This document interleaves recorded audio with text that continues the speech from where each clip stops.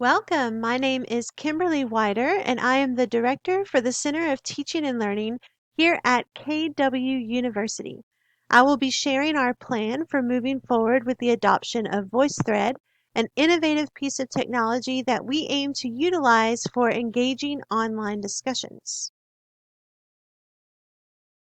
Here is our rollout plan. As you will notice, we have 5 stages for the rollout. Stage 1, we will utilize first instructional designers and educational technology specialists. In Stage 2, we will bring in the Center of Teaching and Learning and select faculty. In Stage 3, faculty that are engaged in the Tier 1 and Tier 2 support through the Center of Teaching and Learning will start to be involved into our VoiceThread rollout. In Stage 4, all undergraduate faculty will have access to the tool and will have supports for utilizing. And in Stage 5, all the other faculty who are interested in utilizing VoiceThread will have access to do so as well as the supports. Here we expand on the 5 stages. In Stage 1, we were starting with our e-learning experts, which are the instructional designers and the e-learning specialists. First, they will take an evaluation of the integration of VoiceThread into our learning management system. They can start to develop some best practices for utilizing VoiceThread in our particular context at KW University. And they will start some initial development on guides to help faculty utilize VoiceThread. In Stage 2, the greater Center for Teaching and Learning staff will become involved, as well as select faculty as early adopters.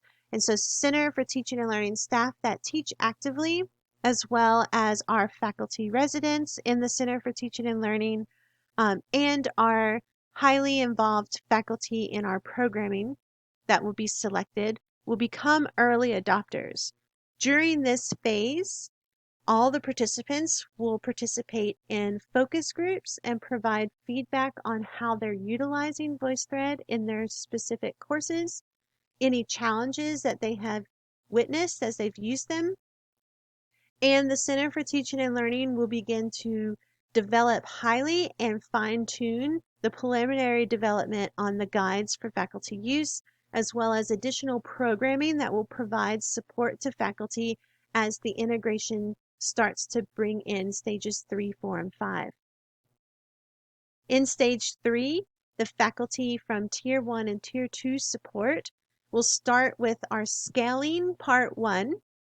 So faculty in Tier 1 and Tier 2 are those that have utilized instructional designers heavily in the development of their courses for the fall and winter terms, as well as the selected programming like instructional skills workshop and score development. These faculty will become the second stage of early adopters, and they will begin to use VoiceThread in their courses with the support of Center for Teaching and Learning, as well as the e-learning experts. This will end the fine-tuning of the support that we need to have in place for Stage 4. So all programming will be developed as well as guides and helpful tips for utilizing VoiceThread. In Stage 4, all undergraduate faculty will begin the full scaling, what we're calling Scaling Part 2. They will have access to VoiceThread to integrate into their courses, and they will be fully supported by methods from the Center of Teaching and Learning. Stage 5 will finish out the scaling. This is an optional stage where any faculty not in undergraduate programming, so graduate faculty and continuing ed courses, will have the option to integrate VoiceThread into their courses if they're interested in doing so. They will also have the supports from Stage 3 and 4. Here we will focus on Stages 4 and 5 since they are the largest parts of scaling VoiceThread across the campus. The key to Stage 4, which is our biggest scaling component, is to make sure this does not begin until the supports for this faculty group have been refined and are firmly in place. We recognize that the majority of faculty would rather wait until others have successfully integrated new innovations into their teaching. So we're placing stage 4 after we've had some early adopters of VoiceThread and can have some success stories that can help us develop some supports that can easily help stages 4 and 5. Supports will take the form of easily accessible and downloadable guides for faculty, quick tips on campus websites that can be easily accessed, online sessions where faculty can share best practices and ideas for the use of VoiceThread in their courses, weekly Q&A sessions with e-learning specialists where faculty can come in and ask questions on how to utilize or technical difficulties they may be experiencing with VoiceThread, and also peer showcases that will highlight how other faculty have successfully and creatively utilized VoiceThread in their courses. Stage 5 will remain optional. Remember, these are the faculty that are not captured in stages 1 through 4. They are primarily graduate faculty and continuing ed faculty. They will have all the supports in place from stage 4, but they can also dip their toes in the water with this new technology, and any adopters during this phase will also ask if they like to be highlighted because they might be using it differently in their graduate or continuing ed contexts. It's important for the Center of Teaching and Learning that we are embracing treating others the way that we wish to be treated. We all adopt things in our own time.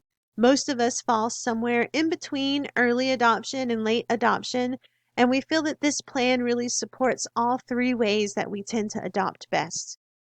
Just as Christ taught us to treat everyone with the understanding and respect, we're aiming to understand and support faculty wherever they might fall on this adoption spectrum. The mission of the Center of Teaching and Learning is to foster and enhance best practices in teaching and learning at KW University. Our educational development practice is guided by the following key principles. First, our programming and our supports are research-based. So we model research-based educational development practice on multiple levels. Our sessions and workshops and supports are going to be grounded in recent research on teaching. And the members of the Center of Teaching and Learning and our e-learning specialists are active researchers that conduct research on the impact of our programs, as well as what successful teaching looks like. We take a participant-centered approach, so we really focus on what the faculty need in every aspect of our program design. We provide a really flexible structure where we can take feedback from faculty and change and shift the way that we're providing support based on what faculty need. We believe in modeling best practice. We focus highly on modeling student-centered approaches to teaching, and then we also will model creative ways to use innovations. You'll notice that these 3 philosophies are already very highly reflected in the 5 stages, where we are modeling best practices and being responsive to what we're hearing as each stage goes on. We take a developmental approach, so we believe in having mentors across stages. So early adopters are going to be mentoring those later adopters. Experienced faculty will mentor new faculty or novice teachers, and we really embrace that mentor relationship in our programming.